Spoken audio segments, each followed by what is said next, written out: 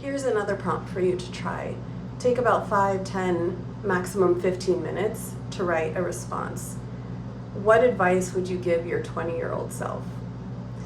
If I were to give my 20-year-old self some advice, I would say probably the first thing I would tell myself is a lot of the things you think matter really don't.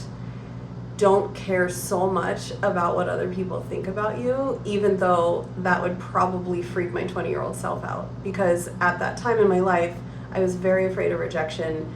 I wanted to belong. I would sort of shape shift and make myself chameleon-like just to fit in with whatever social group I was a part of, because I really, really wanted to belong. And I think that's a very common human desire, is to belong. And when we're younger, a lot of times we're trying to figure out who we really are at our core. I mean, there are some young people who just seem to have a very solid sense of themselves, but I didn't.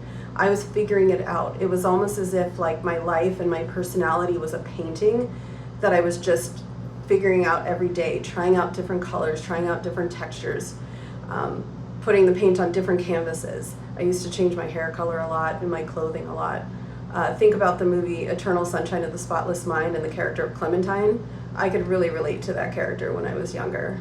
But I would say the advice that I would give myself as a 51-year-old woman now to my 20-year-old self is just be true to who you are, the core values, and don't worry about fitting in so much, because I realize now, and I didn't understand this when I was younger, that there's a difference between fitting in and belonging.